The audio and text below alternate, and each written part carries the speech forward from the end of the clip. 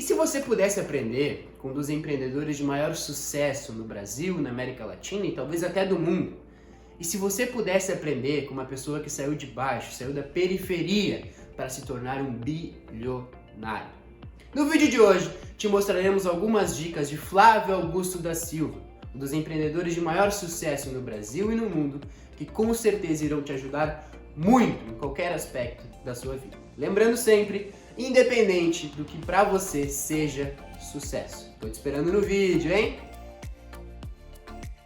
Fala galera, sejam muito bem-vindos a mais um vídeo do nosso canal Synthesizer Book. O livro de hoje se chama Geração de Valor 1, volume 1, porque são 3 volumes, de Flávio Augusto da Silva. Para vocês terem uma noção de quem é o Flávio Augusto, nesse momento, ele é dono da WhatsApp, que é uma escola de inglês, talvez a mais famosa do Brasil, né?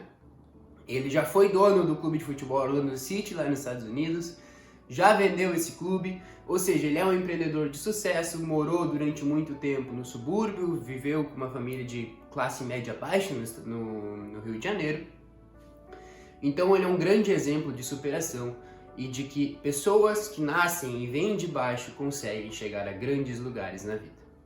Beleza? Esse livro, Geração de Valor, do Flávio Augusto, ele tem textos que são, entre aspas, todos falam mais ou menos do mesmo assunto, né, para nos ajudar, mas eles não são muito ligados entre si. Então eu separei alguns textos, separei alguns conteúdos, alguns assuntos que eu achei os mais interessantes, os mais importantes para falar para vocês.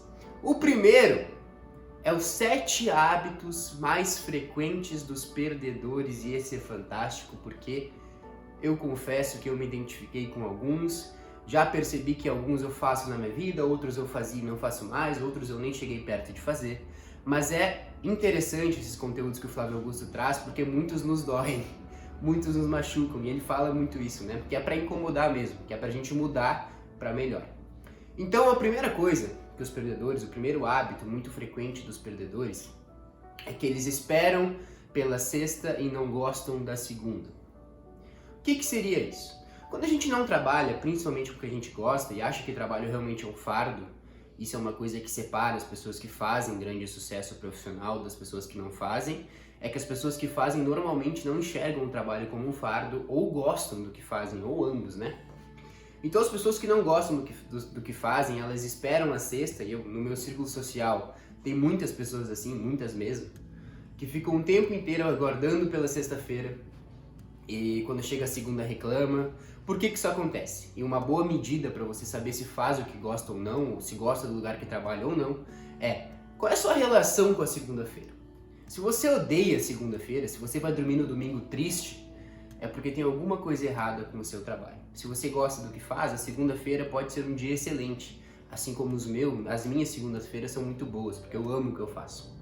Então comece a perceber isso, e esse é um dos hábitos dos perdedores.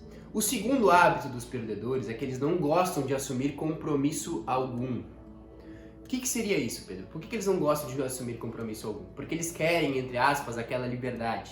Normalmente os perdedores, eles não assumem um compromisso de entregar uma tarefa em algum prazo, ou eles não assumem compromissos até amorosos, ou eles não assumem compromisso de tipo algum, como é o que o Flávio Augusto falou, porque eles têm medo de cumprir tarefa, ele tem medo de bater meta, ele tem medo de ser cobrado. E todo mundo que não quer ser cobrado dificilmente atingirá alguma coisa boa na sua vida.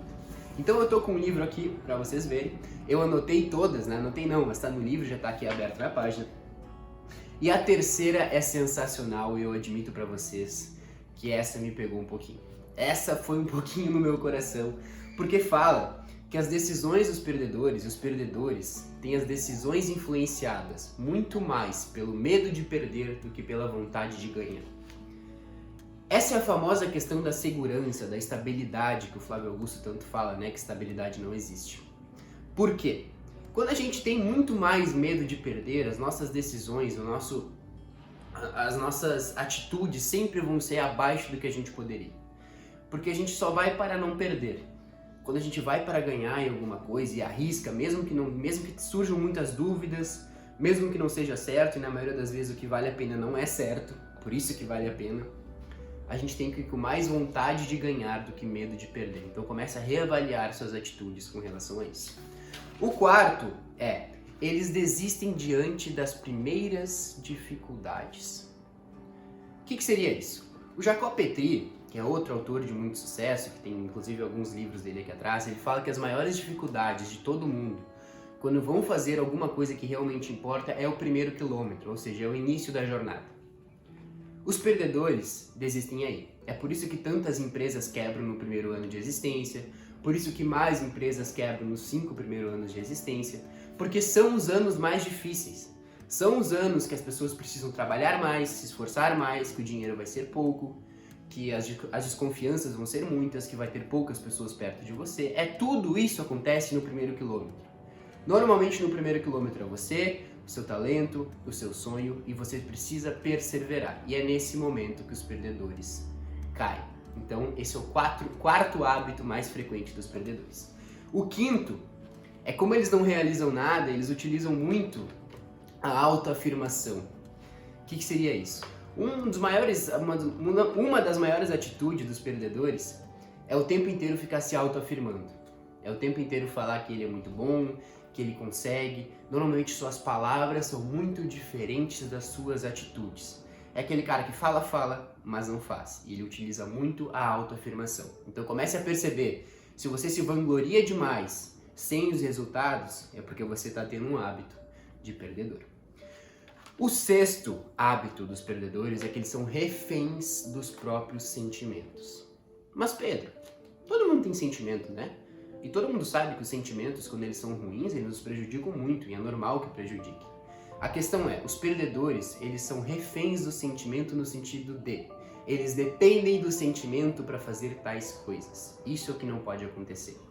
Os vencedores, eles têm uma inteligência emocional tão grande que apesar de estarem tristes, apesar de estarem tendo um dia ruim, apesar de estarem irritados, eles conseguem neutralizar esses sentimentos para seguir em frente e fazer o que precisa ser feito. Essa é a diferença de um vencedor e de um perdedor.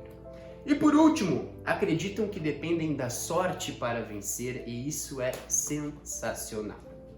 Eu vou um pouco mais para trás. Quantas vezes você convivendo com pessoas, que eu tenho certeza que todo mundo, tá? Convive com quem tem mentalidade de perdedor, porque normalmente essas pessoas estão em maior número. Quando você está do lado de alguém que tem essa mentalidade e conversa sobre alguém que deu certo na vida ou sobre algum famoso, normalmente essas pessoas falam, esse aí deu sorte. Agora é só fazer dancinha do TikTok que tu fica rico, né?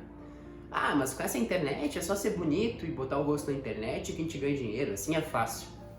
Normalmente, quem tem mentalidade de perdedor, ele diminui o sucesso dos outros, ou ele fala que é caso de sorte, e é assim também que a gente identifica os hábitos dos perdedores. Então passamos pelos 7 hábitos, peguei o livro inclusive para não errar nenhum hábito e contar para vocês direitinho esse baita texto que está dentro desse livro. Outra coisa dentro desse livro que me chamou muito a atenção é a questão da inveja, a escala da inveja. A gente precisa tomar muito cuidado com isso. A inveja é um sentimento humano, tá? Eu acredito que todo mundo um dia na vida já sentiu inveja de alguma coisa. Eu acho muito difícil que alguém não tenha sentido. E se alguém nunca sentiu inveja, por favor, apresente-se, porque essa pessoa é realmente muito especial. Mas existem escalas de inveja. Inveja, como todos os outros sentimentos negativos, é algo que a gente pode aprender a controlar, aprender a batalhar contra e diminuir a frequência que ela tem na nossa vida. O Flávio Augusto fala de escala de inveja, que é o que vai acontecer com a gente quando começarmos a fazer algum tipo de sucesso. E também para perceber se a gente não é esse tipo de pessoa. O primeiro nível de inveja é não ficar feliz pelo sucesso do seu amigo. Então quando o seu amigo chega para você e fala que ele conseguiu uma promoção, ou ele está ganhando bastante dinheiro, ou ele casou com uma mulher que ele ama, e você não fica feliz, comece a se preocupar. A segunda escala de inveja é ficar triste pelo sucesso do seu amigo, que isso é um pouquinho mais perigoso. Então, quando no mesmo caso, ou conseguiu uma promoção, casou com a mulher que ama, ou está ganhando bastante dinheiro, ou alterou a forma física, e você fica triste pelo sucesso dele, é porque você está num nível um pouco mais avançado de inveja. O terceiro nível, e aí começa a ficar realmente perigoso, se o seu amigo conta pra você que ele tá tendo sucesso na vida dele e você perde o sono por causa disso, é porque realmente está começando a ficar muito perigoso essa questão da inveja, isso realmente está te consumindo. E aí é bom procurar ajuda profissional. E o último estágio da inveja, e esse é realmente doloroso, perigoso e pode atrapalhar muito a sua relação com todas as outras pessoas, mas principalmente com você, né? Porque o invejoso, as pessoas acham que o invejoso faz só mal para os outros, mas o maior prejudicado pelo sentimento de inveja é quem tem esse sentimento, assim como a raiva, assim como todos os outros sentimentos ruins. E a quarta escala do invejoso é que ele se sente injustiçado pelo sucesso do amigo. Isso acontece muito. É quando os dois normalmente vêm da mesma posição, passaram pelas mesmas experiências, foram colegas na faculdade, no colégio, um conseguiu um sucesso e outro não. Esse que não conseguiu sucesso se sente injustiçado. Nossa, mas por que todas as oportunidades foram para ele? Por que tá tudo certo para ele e para mim não dá? Esse é o sentimento ruim. Porque além de você sentir inveja pelo sucesso do seu amigo, você vai começar a sentir que ele vai começar a torcer que ele perca isso para você se sentir um pouco melhor. Isso não é ser amigo de verdade, me desculpa. Então são essas 4 escalas da inveja que o Flávio Augusto falou durante o livro e me chamou muita atenção. E realmente foi muito legal aprender sobre isso. Para mais uma vez, primeiro, cuide de si mesmo. Você tem que cuidar para não ser uma pessoa invejosa e não estar dentro dessas 4 escalas de inveja. E depois, para aprender a lidar com esse tipo de pessoa. Beleza? Mais um texto então que me chamou muito a atenção nesse livro. Outro texto que me chamou muito a atenção, vocês estão me acompanhando, né? Então falamos sobre os 7 hábitos dos perdedores, as escalas de inveja e agora o que um empreendedor precisa ter. Quais são as 3 características principais de um empreendedor que atinge o sucesso? A primeira é a visão. O empreendedor é aquele cara que ele vê uma oportunidade onde dificilmente as pessoas veem. Que eles enxergam oportunidades em todos os lugares, oportunidades de produto, de serviço, dores da população. O empreendedor é alguém que tem uma visão de futuro muito grande. Ele consegue enxergar algo bruto e lapidar esse diamante para transformar em algo sólido e bem feito. Essa é uma das principais características do empreendedor. Só que para botar isso em prática, ele precisa de coragem, que é a segunda característica do empreendedor. Porque sem coragem para botar essa visão em prática, ele não vai chegar a lugar nenhum. A falta de coragem, né, o medo, é o principal motivo. O Flávio Augusto fala mais ou menos assim, tá? Não vou lembrar a frase exatamente. Que o medo, né, que a covardia é o porteiro do cemitério das boas ideias, né? Que normalmente a covardia é o que faz as boas ideias morrerem com os seus donos sem que o mundo conheça elas. Então comece a perceber e a entender onde a falta de coragem está te proibindo de ir. O que você faria na sua vida se tivesse mais coragem? Quais são as ideias que você deixou morrer com você mesmo porque você não teve coragem de botar em prática? Comece a perceber isso.